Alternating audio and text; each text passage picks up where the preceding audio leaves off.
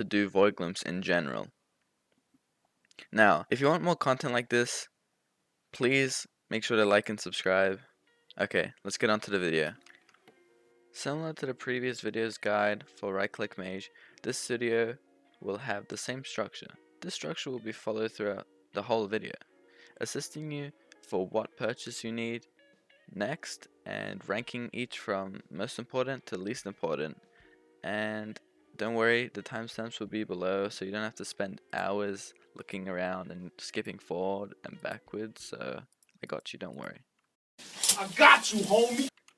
Things that will be mentioned in this video are equipment and gear, pets, magical power and what accessories to buy first, how to improve, and extra stuff that is important. This video will cover all these aspects from tier 1 void gloom to tier 4 void gloom, and because this video may be long in some segments, I hid a little way to make up to 300 mil coins per week. So if you want to find out how, keep watching. The tier 1 Enderman has 300,000 hit points and does 1,200 damage per second. Once you do enough damage to this layer, there will be a shield deployed, which is a phase of the boss where you need to hit it 15 times to destroy the shield and start doing actual damage again. Now, because tier 1 is usually for mid-game players around there, I understand everyone doesn't have an infinite amount of coins in this stage, therefore I would recommend using a hurricane bow for the hits phase. But if you do have coins, I would recommend using a summoning ring or a reaper scythe, as they are both really good, and use the wither spectre summons, as they can be easily replaced and are reasonably easy to obtain during this stage of the game. So for tier 1 E-Man, I have seen many strategies, but this is what I personally recommend for gear. A Flower of Truth, Liver Dagger or Giant Sword, Necron Armor, or full Shadow Assassin armor, or a 3/4 Necron, and a Warden helmet. The tier 2 E-Man has 12 million HP and does 5,000 damage per second. It also has a hits phase with 30 hits before you can actually damage the boss. Although the similarities with tier 1, the tier 2 Void Gloom has another ability to throw Yang glyphs, also known as beacons. Once you do 50% of the damage to the boss, it will start throwing these beacons that will instantly kill you if you do not stand on them within the 5-second timer. To do this boss fight, it is recommended you use any wand of healing, the higher obviously the better, and a Reaper Mask can be integrated to the fight to help with survivability. By this time you should have a mana flux for the healing bonus and for mana regen.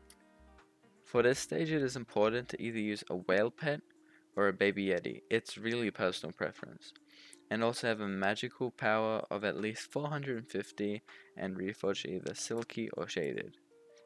Reforge your armor to forge your weapons to fabled for bonus damage, as this can be key to actually succeeding in a tier 2 void gloom. Tier 3 Enderman is where Enderman progression takes a huge leap. Tier 3 Endermen have 50 million hit points and it does 12,000 damage a second. At around 66% of the boss fight, it will start spawning the beacons that were previously mentioned, but a new feature is the skulls. These skulls do 1000 damage per, and they spawn in the last phase of the boss fight, which is the last 33% health. To destroy these skulls, you need to stare at them and they will make a firework pop sound. That's when you know they're destroyed. You need to use a Fire and Destination armor set, which is unlocked at Enderman Slayer level 4. This is because the set bonus and ability bonus helps you stay alive and ensure you actually make it through the boss fight. It is recommended that you have a hype in the stage, but it is not needed as I did it without one.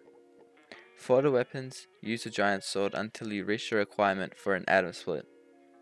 It is necessary to have the right supporting items, such as using an overflux. Without one, it is hard to survive, if not impossible. You can also use a florid zombie sword and a wand of atonement to survive. Just make sure that if you do have these two items, that they have ultimate wise 5, as without it, it could make the boss fight a lot more painful. Pets that can be used in the stage are legendary blue whale, legendary yeti pet, or even ender dragon. I would recommend a magical power of at least 600 or maybe a bit more, as with this you will actually do significant damage to the boss, and 1, won't run out of time, and 2, you can like actually do decent speed bosses. So yeah. Now you may be wondering, what is that extra juicy secret money making method that you previously mentioned that gives you 300 million coins per week? Well, little E-Man grinder, it is setting your RNG meter to Judgment Core, grinding the kills, and then wait for it, then dropping Judgment Core. Now this can take up to a week if you grind for real, maybe 5k XP an hour, which I know is a lot, but if you get to the tier 4 E-Man area, that's how you do it, and yeah. Now for the hardest boss in E-Man progression, Enderman tier 4. There are two main ways of efficiently killing this. One, right click mage, which I already made a scuffed video on, and melee. For melee, you want final destination armor G6P6, hot and fuming potato books, max atom split, with swarming as the ultimate enchant, and make sure to prioritize these tier 7s in order. Ender Slayer 7, Giant Killer 7, Sharpness 7, Venomous 6, and Thunderlord 7. The tier 4 E-Man has 210 million health and does 21,000 damage. It has all the same phases as previously mentioned, except this boss has 2 laser phases, which you need to jump over. I'll do a demonstration at the end of the video of me doing a full boss, and maybe there'll be a phase skip, I'm not really sure, but whatever. The pets that you need for tier 4 E-Man are quite expensive. You need either a sheep pet or a legendary E-Drag, tier boosted or non-tier boosted, it doesn't really matter. You can also even use the pets from T3 E-Man. This is because you can use the Baby Yeti legendary and the legendary blue whale, as they can also be useful, but I highly recommend saving for a legendary E-Drag, as it will make you do a lot more damage and you can survive much easier. Just trust me. The magical power that you should be aiming for melee is probably around 800 to 1000, and for right click mage it would probably be a bit lower, maybe 780 to 1000, as this range you can phase skip, you can do all that stuff, but obviously not for melee, because yeah. An important item that you really need is an end artifact or end relic.